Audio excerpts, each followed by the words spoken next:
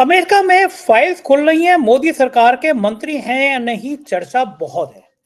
नमस्कार, मैं हूं संजय शर्मा। आप देख रहे हैं 4 PM न्यूज नेटवर्क।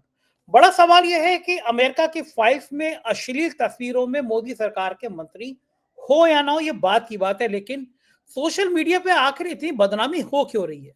लोग क्यों भरोसा कर ले रहे हैं कि वाकई में मोदी सरकार के मंत्री होंगे जो अमेरिका में जाके अय्याशी कर रहे होंगे? कुछ ही घंटों की बात है, चीजें सामने आ जाएंगी।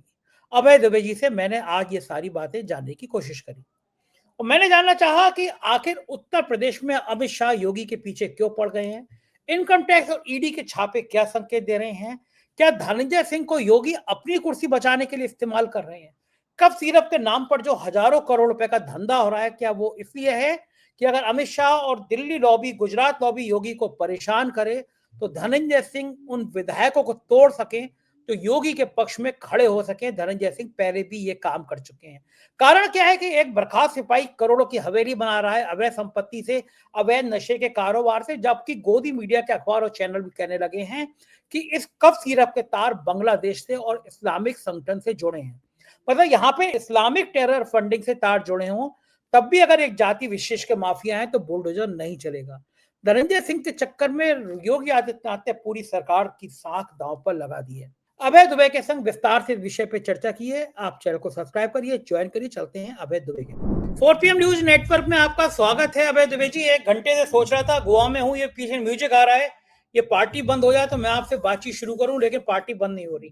तो मैं इसके बीच में शुरुआत कर रहा हूं। संसद में भारतीय जनता पार्टी के सांसद एक बड़े गंभीर मुद्दा के चर्चा के बीच में अजय भट्ट जी कह रहे हैं कि लड़की की शादी नहीं हो रही हो, घर में कलेश हो, पति पत्नी में बन रही हो, गाय दूध ना दे रही हो, जय श्री राम कह दीजिए। उत्तर प्रदेश के ऊर्जा मंत्री कह रहे हैं बिजली नहीं आ रही हो, जय श्री राम कह दीजिए।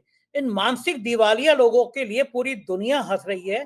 क्या ये पागल हो गए? क्या हो गया है इनको? मतलब भगवान के नाम को ये ऐसे ब्रांडिंग कर रहे हैं जैसे बाबा रामदेव ने भी, पतंजलि की भी ब्रांडिंग नहीं की होगी ऐसे। क्या कहा जाए इन लोगों के बारे में? क्या हो गया? आपने खुद ही कह दिया कि पागल हो गए हैं। दरअसल पागल नहीं हो गए हैं संजय जी। संजय जी, ये लोग जनता को एक अफ़ीम चटाना चाहते हैं। देखिए, धर्म और आध्यात्म भारतीय परंपरा के अनिवार्य अंग हैं और किसी भी भारतीय के जीवन में धर्म और आध्यात्म स्वाभाविक रूप से, नैसर्गिक रूप से उसका हिस्सा होता है।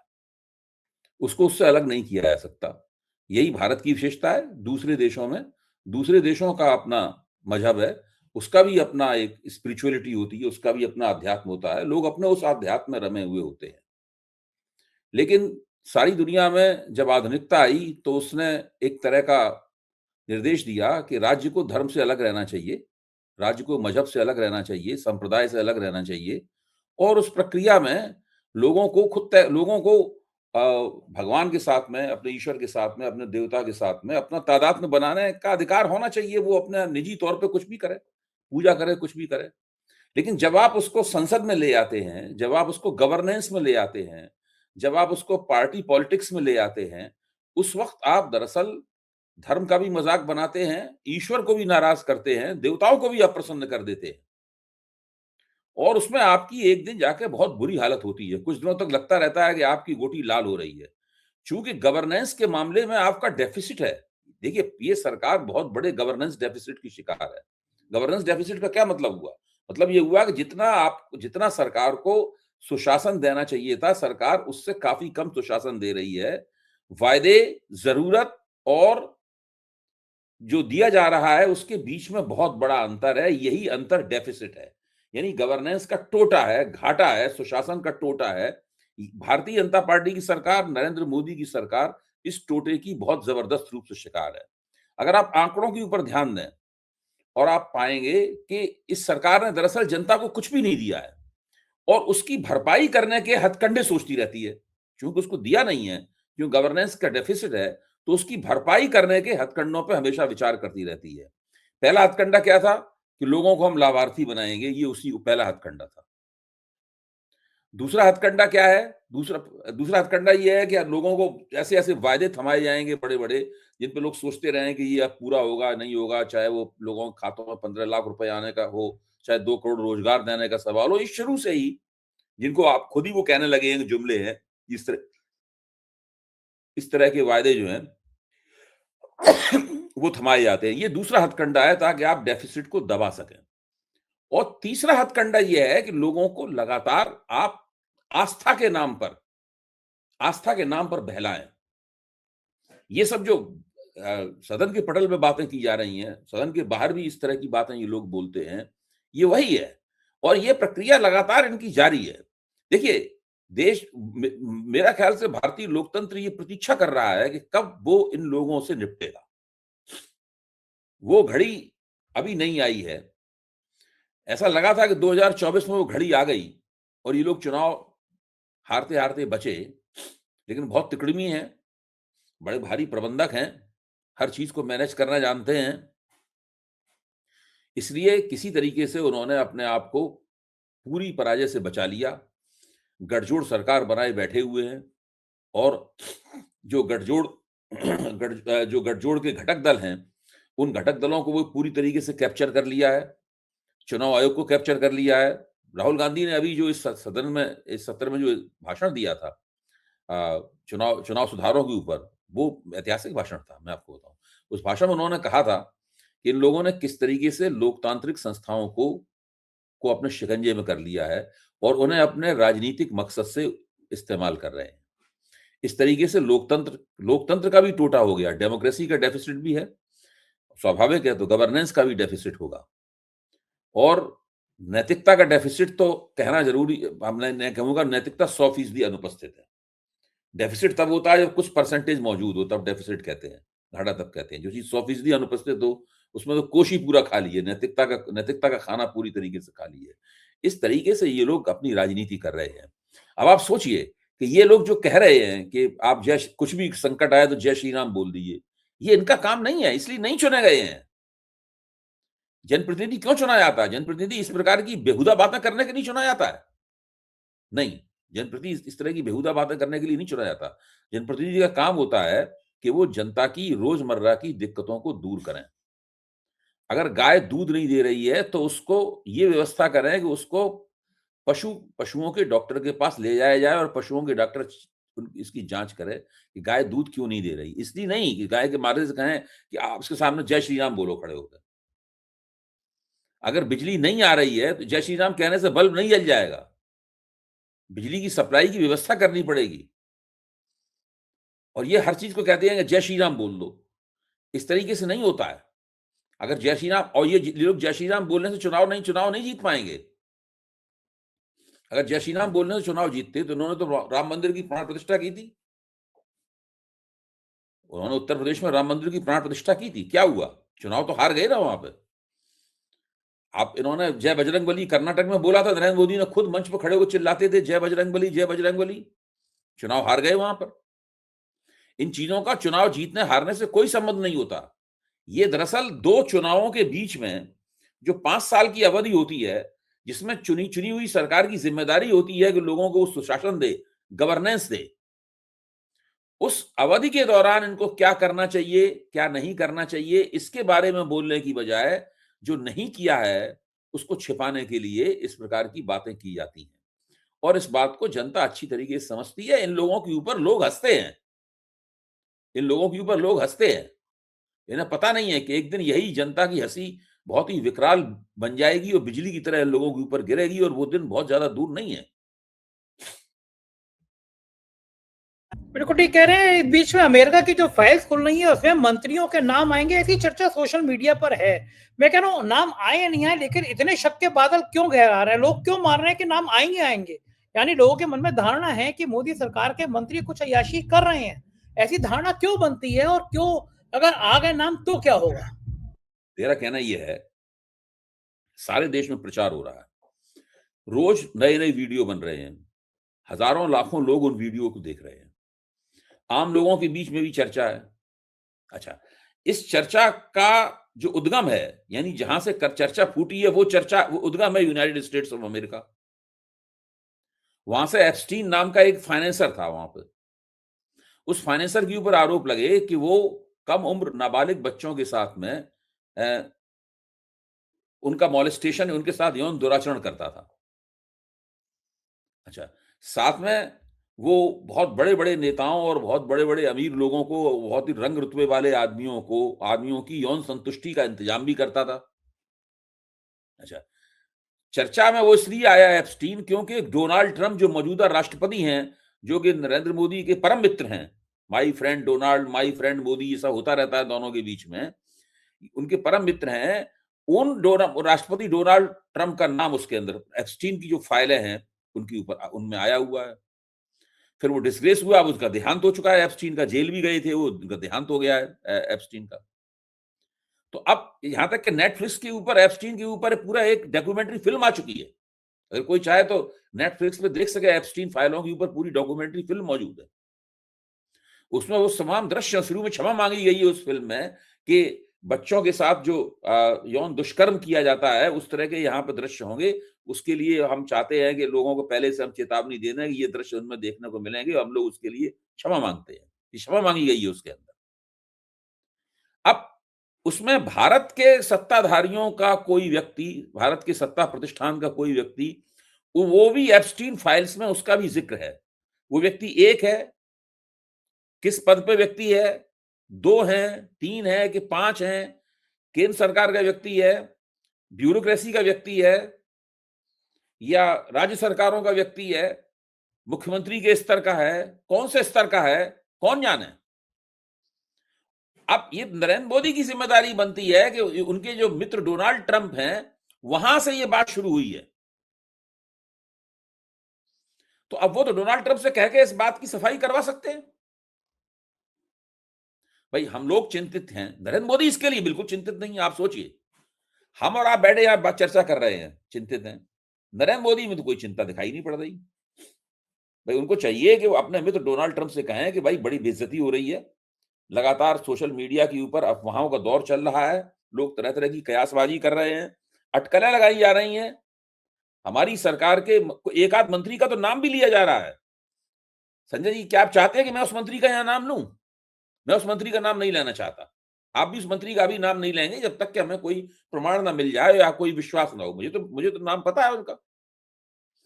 तो ऐसी स्थिति में ये मोदी जी को चाहिए कि डोनाल्ड ट्रंप को फोन करें और उसने कहें कि मेरे परम मित्र डोनाल्ड, मुझे इस चक्कर से निकालो और अपनी तरफ से एक सफाई वाला बयान दिलवा दो कि इसमें भारत के किसी भी भारतीय सत्ता प्रतिष्ठान के, भारतीय जनता पार्टी के या सरकार के किसी भी नेता का नाम इसके अंदर नहीं है। क्योंकि अगर मोदी जी की सरकार के किसी भी व्यक्ति का नाम उसके अंदर आ गया तो मोदी जी की सरकार तो नहीं गिरेगी, लेकिन बदनामी बहुत ज्यादा होगी, बहुत बदनामी होगी। तो ये सब चल रहा है। चूंकि गोदी मीडिया फंसा हुआ है उनके साथ, मोदी जी के साथ साठगांठ में है गोदी मीडिया। अगर गोदी मीडिया साठगांठ में नहीं होता तो जो बातें सोशल मीडिया पे कही जा रही हैं वो आम चैनलों पे बातें कही जाती।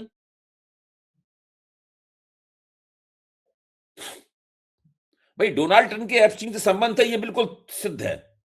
तस्वीरें आ चुकी हैं, मैंने खुद देखी है तस्वीर, आपने भी देखी होगी तस्वीर, अखबारों में छप चुकी है। देखने के लिए कोई बड़ी भारी कलाबाजी नहीं खानी है। ये तो बिल्कुल सिद्ध है अपने आप में, उनकी तस्वीर है उनके साथ, एप्स्टीन के साथ वो फंसे हुए थे। और डोनाल्ड ट्रंप निर्लज किस्म के आदमी है, मोदी जी के मित्र है, तो मोदी जी के कुछ सद्गुण उनके अंदर होंगे ही। तो ऐसी स्थिति में डोनाल्ड ट्रंप कहते हैं कि this is not a big deal. जब वो प्रमाण सामने आते हैं तस्वीरों के रूप में, तो डोनाल्ड ट्रंप कहते हैं this is not a big deal. या तो मोदी जी भी कहते हैं कि मुझे कोई परवाह नहीं है, और वो मंत्री भी कहते हैं इनका नाम चर्चा चल रही है इनकी। भारत का समाज स्वीकार कर लेगा कोई मंत्री अमेरिका में अय्याशी करे जाके और उसका नाम आ जाए और कहते हैं कोई बड़ी डील नहीं है? तो भारतीय समाज और जो भक्त है, जो जिनके दिमाग में गोबर भरा है, वो भी स्वीकार कर लेंगे क्या इस बात को? देखिए, मोदी जी की सरकार की एक खास बात है, अच्छी बात नहीं है ये, लेकिन एक खास बात है जो आज से पहले किसी भी सरकार के पास नहीं थी। इसकी चमड़ी सबसे ज्यादा मोटी है। मोदी जी की सरकार की चमड़ी सबसे ज्यादा मोटी है। आरोपों का उनके ऊपर असर नहीं होता। मतलब आपका कहना है कि अगर कोई भी फोटो आ गए, कोई भी वीडियो आ गया, कोई भी रंगीन तस्वीरें आ गई, अय्याशी के फोटो आ गए, तो सरकार पर कोई फर्क नहीं आप पड़ेगा? देखिए, मतलब उसके बाद भी काफी दिन तक चुप्पी रहेगी। चुप्पी रहेगी, फिर मोदी जी आपस में सोचेंगे, जितना मामला खींचा जा सकेगा उतनी दूर तक खींचेंगे। जब बिल्कुल आखिर में मामला पता चलेगा, आकलन लगा लेंगे, सर्वे करवा लेंगे कि बहुत नुकसान होने वाला है, सफाया हो जाएगा अगर कुछ नहीं किया, तब फिर उस मंत्री को निकालेंगे।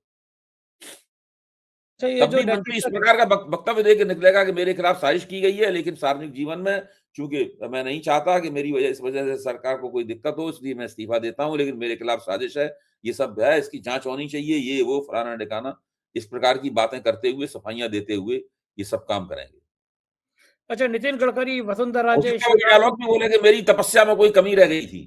वो मंत्री भी डायलॉग बोले कि मेरी अच्छा, तपस्या नितिन में कोई कमी रह गई थी, इसलिए मेरे खिलाफ ये साजिश हो रही है। अच्छा, नितिन गडकरी, वसुंधरा, शिवराज सिंह चौहान, योगी आदित्यनाथ, इनके मन में क्या चल रहा होगा? तस्वीर आए या नहीं आए? क्या लग रहा होगा आप? बिल्कुल मेरे ख्याल से ये लोग तो सोच रहे होंगे कुछ होना चाहिए। भाई जब कुछ होगा तभी तो बर्फ टूटेगी, तभी तो मौजूदा निजाम जो है वो हिलेगा। अभी तो चुनाव जीतने के कारण चार चार चुनाव चार चुनाव जीतने के कारण ऐसा लग रहा है कि बर्फ फिर से जम गई है और मोदी जी उस बर्फ के ऊपर स्केटिंग कर रहे हैं। सही कह रहे हैं। उधर कमाल के लोग हैं, गिरिराज सिंह सांसद जी, वो कह रहे हैं नीतीश कुमार ने कोई गलत काम नहीं किया है, लड़की नौकरी से मना करे या जहन्नुम में जाए। जिस लड़की का हिजाब नीतीश कुमार ने हटाया था, उसके पक्ष में गिरिराज सिंह सांसद है बीजेपी का, उनका बयान आया है, लड़की ने मना कर दिया, पकड़ो अपनी नौकरी, मुझे नौकरी नहीं करनी है। कैसे बेशर्म सांसद हैं कि इस तरह का बयान दे रहे हैं, लड़की नौकरी करे या जहन्नुम में जाए, इसलिए बयान दे रहे हैं क्योंकि लड़की मुसलमान है। कुछ भी कह सकते हो लड़की के लिए। कुछ बिल्कुल। गोदी मीडिया के चैनल कह रहे हैं, एंकर कह रहे हैं कि कोई फर्क ही नहीं पड़ रहा, क्यों क्यों हिजाब पहन रही हो। अब इनसे पूछो, राजस्थान में जाके औरतें घूंघट कर रही होती हैं, कोई अगर कांग्रेस का नेता किसी राजस्थान की महिला का, हिंदू महिला का घूंघट उतार देता, तो ये गोदी मीडिया के एंकरनियां ऐसी ऐसी विलाप कर रहे होते, तब क्या होता देश में। देखिए जैसा कि नीतीश कुमार के बारे में कहा जाता है और कभी-कभी उनका आचरण भी ये दिखाता है कि वो कभी-कभी अचानक वो असंतुलित हो जाते हैं और उनके हाव-भाव और उनकी चेष्टाएँ जो है ना, वो पटरी से उतर जाती हैं। ये एक समस्या है। ये मुझे वास्तव में ताज्जुब है कि इतनी लंबी बिहार की चुनाव मुहिम, 2 चरणों में चुनाव हुआ, उसमें एक बार भी नीतीश कुमार ने इस प्रकार की हरकत नहीं की। एक बार भी। लगातार चुनाव मुहिम में सक्रिय रहे, वो कारों से उन्होंने बहुत यात्राएँ की और अपने उम्मीदवारों की निर्वाचन क्षेत्रों में भी गए, अपने घटक दलों के उनमें भी गए। नीतीश कुमार ने बहुत मेहनत की है उम्र को और स्वास्थ्य को देखते हुए।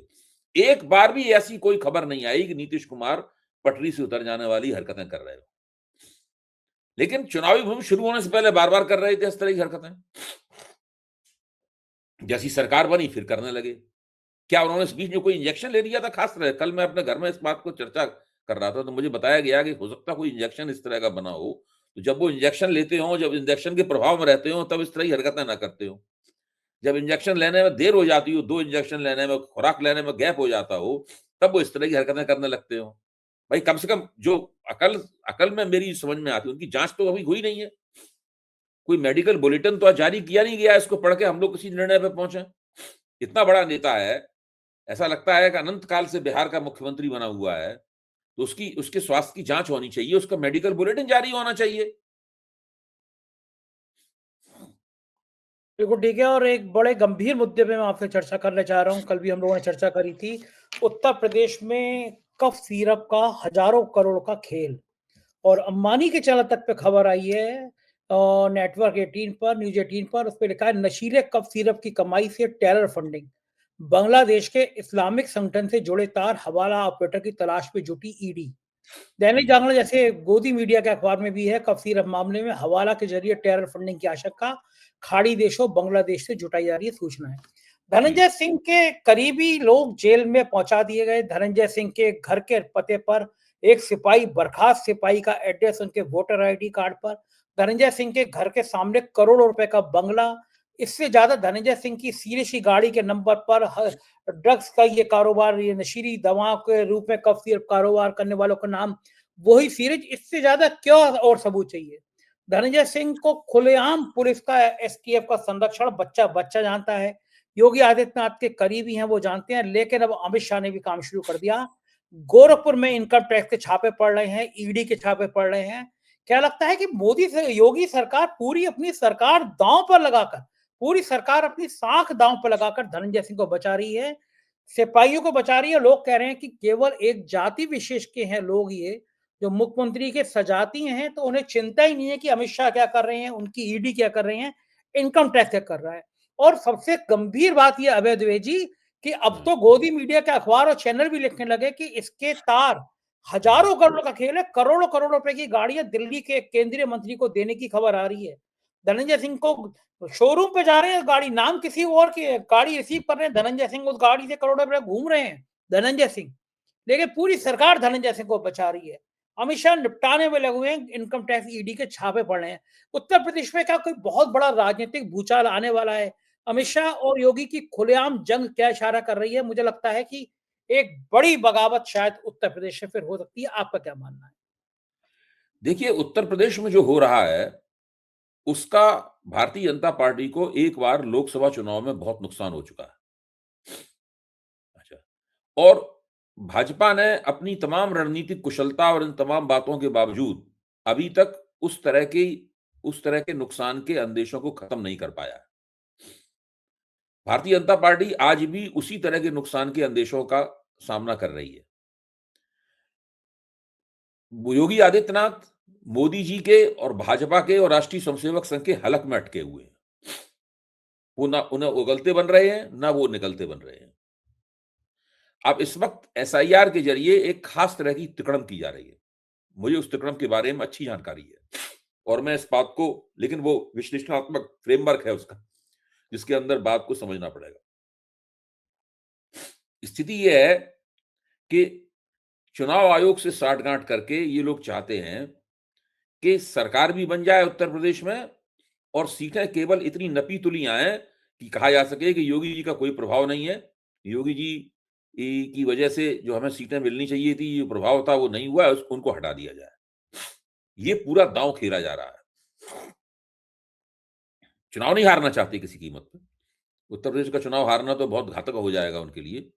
चुनाव जीतना चाहते हैं और योगी जी से भी हाथ धोना चाहते हैं। इसके लिए सब कुछ किया जा रहा है और योगी जी बहुत जिद्दी किस्म के आदमी हैं, आप जानते ही हैं। फंड्स उन्हें भी चाहिए। उन्हें भी तो उत्तर प्रदेश का चुनाव तो घोषित रूप से उनके नेतृत्व में लड़ा जाएगा, या तो चुनाव से पहले उन्हें हटा दिया जाएगा। ये तो हो नहीं सकता वो मुख्यमंत्री बने रहे और उनके नेतृत्व में चुनाव लड़े। उनके लड़ा जाएगा। उनके और लोकसभा चुनाव में तो उनके कहने पे एक टिकट नहीं दिया गया था, लेकिन ये तो नहीं हो सकता कि विधानसभा चुनाव में उनके कहने पे कोई टिकट न दिया जाए। तो उनके कहने पे भी बहुत से टिकट दिए जाएंगे। कम से कम अपने लोगों को जिताने के लिए पैसे भी उन्हें खर्च करने पड़ेंगे। आज की स्थिति यह है कि योगी जी के पक्ष में राजपूतों को छोड़ के कोई और विधायक नहीं है। केवल उत्तर प्रदेश के जो राजपूत विधायक हैं और कुछ एक दो लोग जो स्वतंत्र देव सिंह के जरिए उनके साथ जुड़े हुए हों, कुर्मी समाज के या कुछ और, उनको छोड़ के योगी जी के साथ कोई नहीं है। योगी जी विधायकों के बीच में पूरी तरीके से अल्पमत में है। लेकिन योगी जी नहीं चाहते हैं कि जब चुनाव में भारतीय जनता पार्टी जीते तो उस वक्त जो नया विधायक दल बने, उस विधायक दल के अंदर वो अल्पमत में हो, क्योंकि हो सकता है कि योगी जी को उस विधायक दल में आला कमान के उम्मीदवार से उसका मुकाबला करना पड़े। इसके लिए वो पूरी तरीके से पेशबंदी कर रहे हैं। लेकिन ये जो उनकी अमित शाह डंडा पेशबंदी दिखाई पड़ रही है। ये कहना है कि 4 करोड़ वोट काट दिए गए उस पेशबंदी का हिस्सा है। और वो धनंजय सिंह को तमाम आरोपों के बावजूद और बदनामी के खतरे के बावजूद धनंजय सिंह को बनाए हुए हैं और उनको बचा रहे हैं, उनका बचाव कर रहे हैं। ये भी उसी पेशबंदी का हिस्सा है। आप खुद ही कह रहे हैं कि धनंजय सिंह इस तरह के धंधे में है जिसमें करोड़ों रुपए का ब्लैक मनी जनरेट हो रहा है। ये ब्लैक मनी निश्चित रूप से उत्तर प्रदेश का जो चुनावी अर्थशास्त्र है, चुनावी इकोनॉमी है, इलेक्टोरल इकोनॉमी है, उसके अंदर ये रुपया बहेगा उसके अंदर। और ये अमित शाह के उम्मीदवारों के लिए नहीं है रुपया, योगी आदित्यनाथ के उम्मीदवारों के लिए रुपया है ये।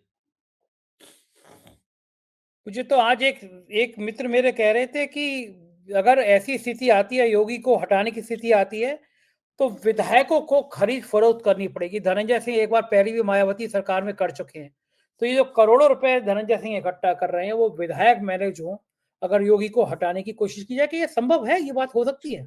देखिए, इतने कम दिन रह गए हैं उत्तर प्रदेश के चुनाव को। अब अगर वो योगी आदित्यनाथ को हटाया जाता है, तो रणनीतिक रूप से बहुत नुकसानदेह कदम होगा भाजपा के लिए। उससे पूरी की पूरी भाजपा की सरकार बनाने की संभावना भी वो डैमेज हो जाएगी, वो खत्म हो जाएगी। तो अभी तो उनको हटाया नहीं जाएगा। मेरा अपना आकलन ये है। उनको हटाने का कोई मतलब नहीं है अभी। उनको अब चुनाव उनको मुख्यमंत्री पद पर आसीन रहेंगे और चुनाव लड़ा जाएगा। चुनाव वही खेल है, जो कुछ अगर कोई खेल होना है तो उसी जगह खेल होगा। सरकार भी बननी है, भाजपा का लक्ष्य ये है कि सरकार भी बननी है और योगी को कतर भी देना है। उनकी वापसी टिकट उनका गोरखपुर के लिए काट देना है। बड़ी कठिन ये है पूरी हो डगर। रही और योगी जी इस बात को जानते हैं। योगी जी ये ना हो पाए इसके लिए हर काम कर रहे हैं। मैं तो मानता हूं उनका वो 4 करोड़ वोट काटने वाला बयान और धनंजय सिंह को बचाने की उनकी कोशिश, ये सारी चीजें योगी जी का जो अपना प्लान है, जिसमें बचाव भी है और आक्रमण भी है, डिफेंस भी है और ऑफेंस भी है उस प्लान में, ये पूरे उस प्लान का हिस्सा है। बड़ी बड़ी कठिन है डगर पनघट की। बहुत बहुत शुक्रिया अभय जी, आपने मुझे इतना समय दिया बातचीत की। Thank you. ये था अभय दुबे जी। कैसी लगी बातचीत बताएगा जरूर। शुक्रिया, थैंक यू।